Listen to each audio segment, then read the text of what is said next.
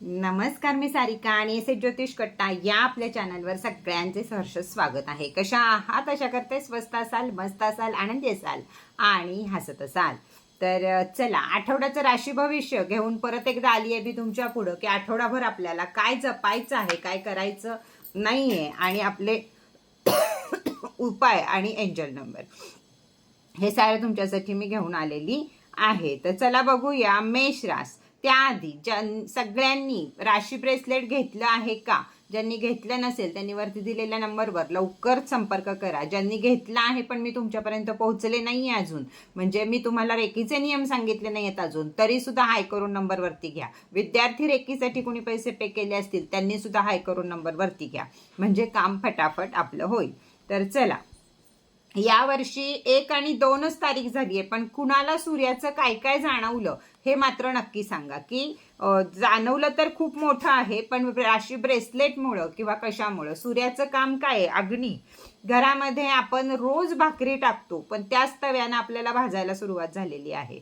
ज्या ह्याच्यामध्ये आपण रोज चहा दूध करतो, पण ती पातेली करपायला सुरुवात झालेली आहे. कुणाच्या घरात उदबत्ती रोज लावतो, पण त्या उदबत्तीची ठिणगी आपल्या हातावर पडायला सुरुवात झाली आहे. दिवा देवाचा रोज लावतो, पण वाद आजच वातेचं हे बसलं. भाकरी भाजतो रोज आपण, पण भाकरीची वाफ आजच हातावर आली. हे सगळी कामं आहेत सूर्याची आणि ती चालू झाली आहेत. 2026 चालू झालं आहे तसं, आणि या सगळ्याचे मोठे परिणाम होणार असतात. पण थोडक्यात आपण वाचवतो ते म्हणजे राशी ब्रेसलेटमुळं, राशी किचनमुळं, राशी क्रिस्टलमुळं, राशी पेनमुळं, या रेकीमुळं, या सगळ्यात वर्ष आपलं व्यवस्थित जाणार आहे. काळजी करू नका. हे थोडंसं असतं, भरपूर भाजणार असतं, तिथं थोडंसं भाजतं, त्यावेळी समजायचं आपलं ब्रेसलेट आपल्याला योग्य काम करत आहे. चला, आता या वर्षीचं आठवड्याचं भविष्य मी थोडासा बदल केला आहे. मी फार मोठ्या प्रमाणात सांगायची, माझ्याही घशाला त्रास व्हायचा, ऐकणाऱ्यालाही वेळ लागायचा. त्यापेक्षा मी थोडक्यात थोडीशीच माहिती तुम्हाला यापुढं मी सांगणार आहे. तर चला, मेषरास. आठवड्याचा फोकस तुमचा हा कामावर पाहिजे, कामामध्ये गती आली पाहिजे. त्याचप्रमाणे आळशीपणा हा पूर्णपणे टाळला पाहिजे. पण गती येण्यासाठी कुठलाही म्हणजे कुणालाही आपण पार्टनर करतोय, कुठेही सही करतोय, या गोष्टी सगळ्या लक्षात घेतल्या पाहिजेत. तर पती पत्नींमध्ये सुद्धा मोकळेपणा राहील, व्यवस्थित प्रेम असो, अगर वैवाहिक जीवन असो, व्यवस्थित सार्थकी लागेल. मुलांमध्ये पण आनंद नांदेल. व्यापारी लोकांना व्यापार चांगल्या प्रकारे घडेल. व्यवसायवाल्यांना सुद्धा उन्नतीचा काळ आहे. एकंदर हा आठवडा तुम्हाला सुख शांती समाधानी जाणार आहे. उपाय काय करायचा आहे? सकाळी 1 मिनिट, सोमवारी सकाळी किंवा रोज हे उपाय केले तरी चालणार आहे. सकाळी 1 मिनिट लाल फूल हातामध्ये घ्यायचंय, त्याला पॉझिटिव्ह इंटेन्शन द्यायचे आहेत सगळ्या, की बाबा माझा आजचा दिवस खूप छान जात आहे, त्यासाठी थँक्यू. किंवा दिवसभरात तुम्हाला जी काही कामं करायची आहेत ती सगळी त्याला बोलायची आहेत आणि ते फूल आपल्या खिशामध्ये, पर्समध्ये ठेवायचं आहे. दुसऱ्या दिवशी संध्याकाळी ऑफिसवरनं घरी आल्यावर किंवा दुसऱ्या दिवशी सकाळी ते फूल आपल्या झाडामध्ये टाकून द्यायचंय. दुसरं घ्यायचंय किंवा आठवड्यातनं 1 दिवस उपाय केला तरी चालेल. एंजल नंबर आहे तुमचा 111. नवीन सुरुवात, ऊर्जा ह्याला वाढ करणारा हा नंबर आहे तुमचा, एंजल नंबर 111. तर चला, पुढचं भविष्य आता आपण बघूया. काय म्हणतायत वृषभ राशीचे ग्रह सितारे हे. या आठवड्यामध्ये फोकस हा तुमचा पैसा आणि कुटुंब आणि स्टडी या 3 गोष्टीवर राहिलाच पाहिजे. जर इथं फोकस राहिला तर आयुष्यात उन्नती व्हायला कोणी अडवू शकत नाही. त्याचबरोबर व्यापारी वर्ग यांचा व्यापार हा चांगला होणार आहे, पण त्याला कष्टाची किंवा वेळेची वाट पाहिली पाहिजे. धंदा होईल, पण कधीतरी 6च्या नंतर होईल, तोवर दिवसभर हार मानून उपयोग नाहीये.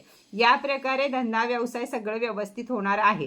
स्टडी करणाऱ्या लोकांना सुद्धा हा आठवडा अतिशय महत्वाचा आहे. मन शांत कसं राहील याकडे लक्ष द्या, म्हणजे आपल्या परीक्षा किंवा काय असेल ते शांत रूपात पार पडेल. उपाय काय करायचा आहे तुम्हाला? तर पांढरा रुमाल जवळ ठेवा, मन शांत राहील. छोटासा पांढरा रुमाल सगळ्यांनी जवळ ठेवा, मन शांत राहील. एंजल नंबर काय वापरायचा आहे तुम्हाला? 2, 2 आणि 2 हा एंजल नंबर वापरायचा आहे.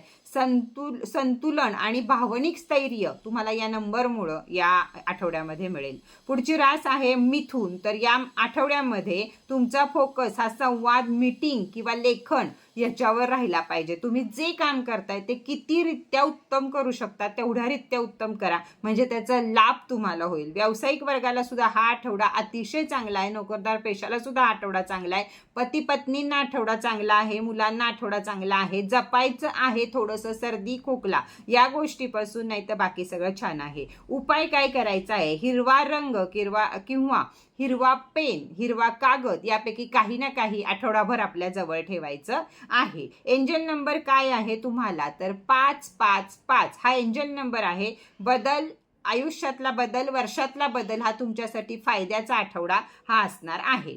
पुढची रास आहे कर्क रास. तर कर्क राशीला आठवड्याचा फोकस हा घरकाम आणि भावना यांच्यावर भार टाकू शकतो. घरकाम तुम्हाला जास्तीत जास्त वाढू शकतं किंवा भावनांवर कंट्रोल राहणार नाही, रडायला येईल, भांडणं होतील, अशा अनेक गोष्टी घडू शकतात. तर त्यासाठी स्वतःवर मेडिटेशन करा, थोडंसं शांत राहा, म्हणजे या काही गोष्टी घडणार नाहीत. त्याचप्रमाणे पती पत्नीमध्ये सुद्धा बाचाबाच होऊ शकते. एकानं म्हणजे कर्क राशीनं तोंड हे बंद ठेवा. शेजारी पाजारी यांच्याशी गप्पा मारत बसू नका, नाहीतर गप्पा मारता मारता काहीतरी भांडणं तुमच्या अंगावर येऊ शकतात. चोरीपासनं सुद्धा थोडंसं सावध राहा. हरवणं या गोष्टीपासून सावध राहा. व्यवस्थित आपलं लक्ष आपल्या प्रत्येक गोष्टीकडं, मोबाईल विशेषतः आणि पर्स या गोष्टीकडं आपलं लक्ष राहू दे.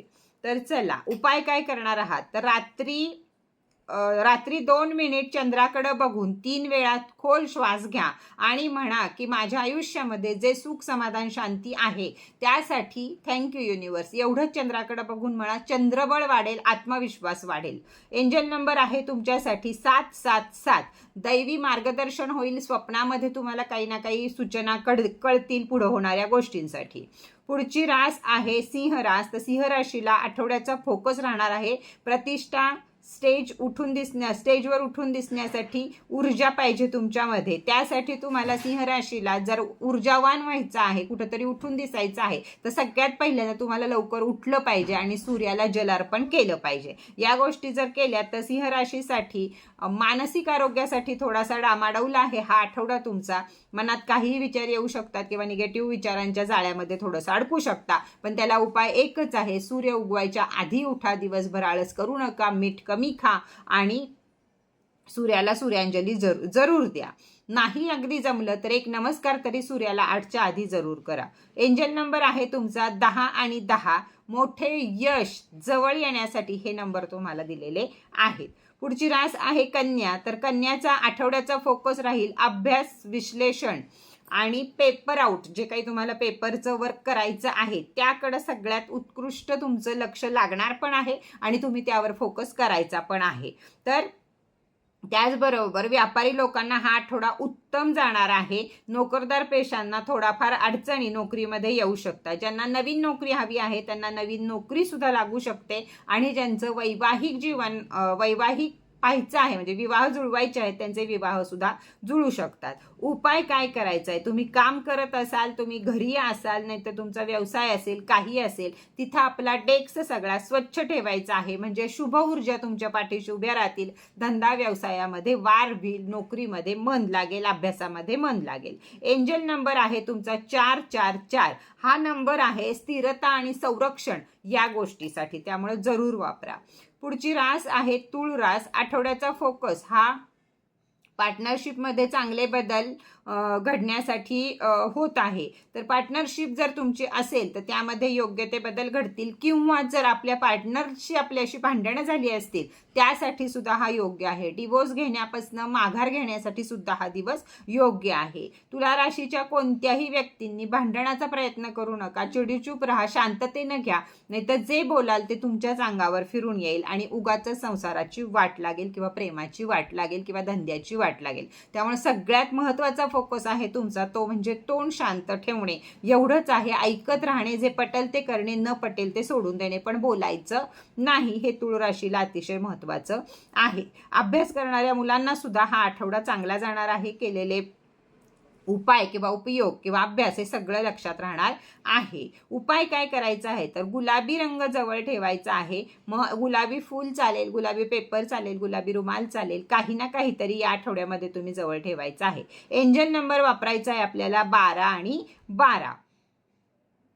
12 आणि 12 म्हणजे संतुलन आणि निर्णय आणि प्रेमळ ऊर्जा हा नंबर तुम्हाला उपयोगी पडेल. पुढची रास आहे वृश्चिक रास. तर वृश्चिक राशीचा आठवड्याचा फोकस हा कामाबद्दल, नवीन दिशा, अंतर्गत मजबूत मजबूती यासाठी दाखवण्यात येत आहे. म्हणजे ज्यांना बदली हवी आहे त्यांना बदली घडू शकते. व्यापारात नवीन काही वाढवायचं असेल तरी वाढवू शकता.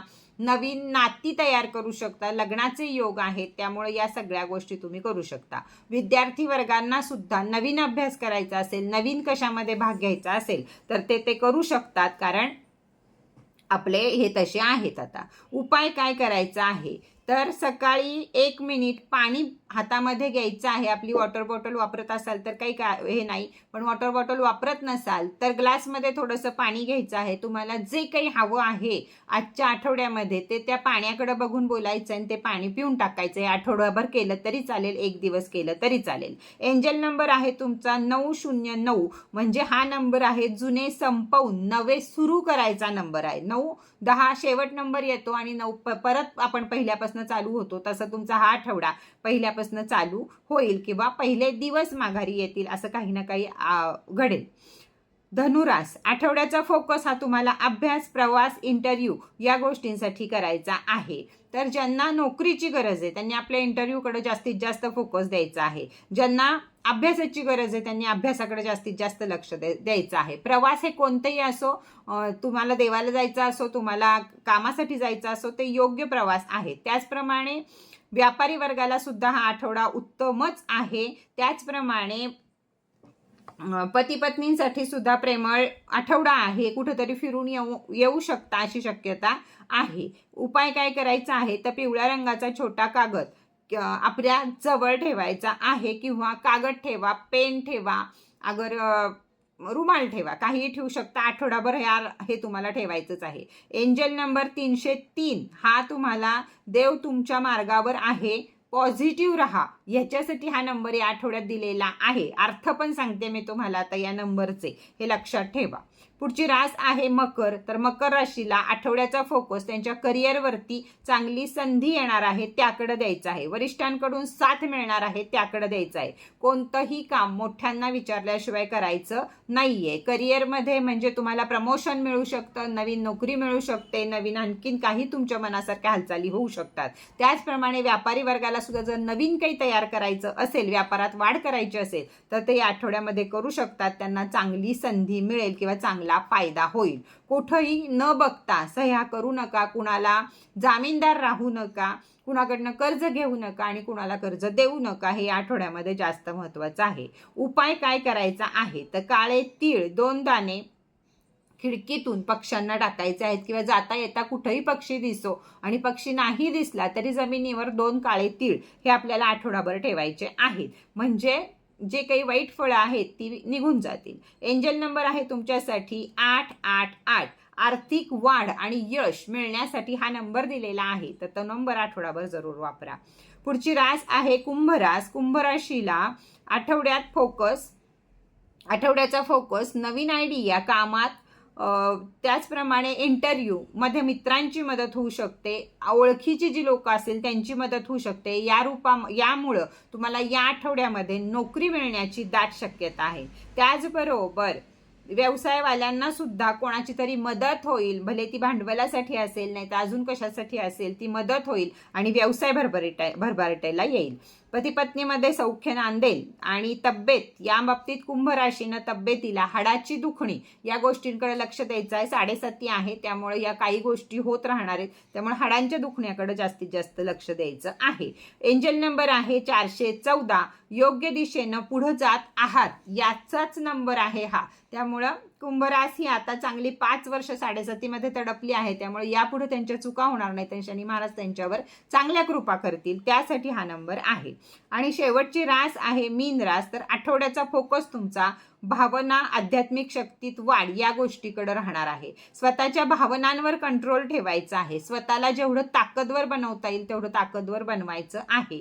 कोणत्याही दृष्टीनं या आठवड्यामध्ये तुम्ही स्वतःला कमी पाडून घेऊ नका, किंवा रडू नका, किंवा स्वतःवर काहीतरी घेऊ नका. असं जर घेतलं तर पुढची व्यक्ती तुम्हाला कायमच त्या प्रकारे वागणूक देईल. या ह्याचा हा आहे. आध्यात्मिक शक्तीमध्ये वाढ करा. कोणतंही पारायण, जप, तुम्हाला जे आवडतं ते, मेडिटेशन, देवळात जाऊन येणं, या सगळ्या गोष्टी तुम्हाला उपयोगी पडणार आहेत. तुमच्या पुढच्या जीवनासाठी, तुमच्या संसारासाठी, तुमच्या मुलांसाठी. त्यामुळे आपण सक्षम राहणं या सगळ्या गोष्टीला हे अतिशय महत्त्वाचं आहे.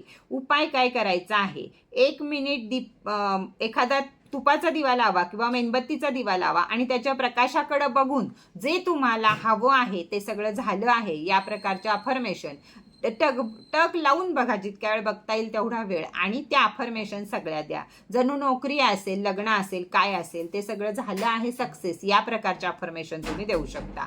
त्याचबरोबर तुम्हाला एंजल नंबर वापरायचा आहे, तो म्हणजे 636. भावनिक संतुलन आणि आर्थिक सुधारणा हे मीन राशीसाठी होण्यासाठी हा नंबर दिलेला आहे. त्याच प्रकारे मीन राशीनं डोळ्यांची काळजी ही जास्त प्रमाणात घ्यायची आहे. डोळे आणि पोट या दोघांवर पाय झालेले आहेत, आता वरती शनी महाराज चढत जातील, तर त्यामुळे या दोन्ही गोष्टीकडे अतिशय लक्ष द्यायचं आहे. तर हे वेगळं तयार केलेलं राशी भविष्य तुम्हाला कसं वाटलं हे मला जरूर सांगा, छान छान कमेंट करा. परत भेटूया. त्याआधी राशी ब्रेसलेट का गरजेचं आहे हे परत एकदा ऐका. 2026 हे साल सूर्याचं साल आहे, राजाचं साल आहे. राजा कधी कुणाचं ऐकत नसतो, तो प्रजेला प्रत्येक गोष्टीचं उत्तर देत असतो किंवा हे करा ते करा सांगत असतो. त्याचप्रमाणे उष्णतेचा हा ग्रह आहे, त्यामुळं उष्णतेचे आजार होणं, जाळपोळ होणं या गोष्टी बऱ्याच प्रमाणात घडणार आहेत आणि घडायला सुरुवातही झालेली आहे.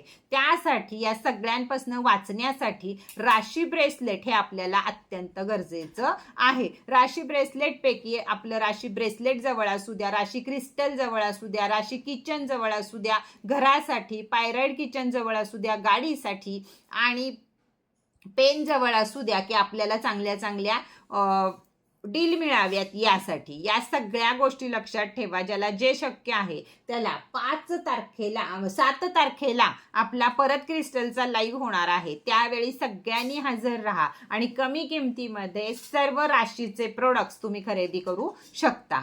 तर चला आजचा व्हिडिओ इथेच बास करूया. परत भेटूया नवीन माहिती बरोबर, नवीन व्हिडिओ बरोबर. तोपर्यंत ओम साईराम.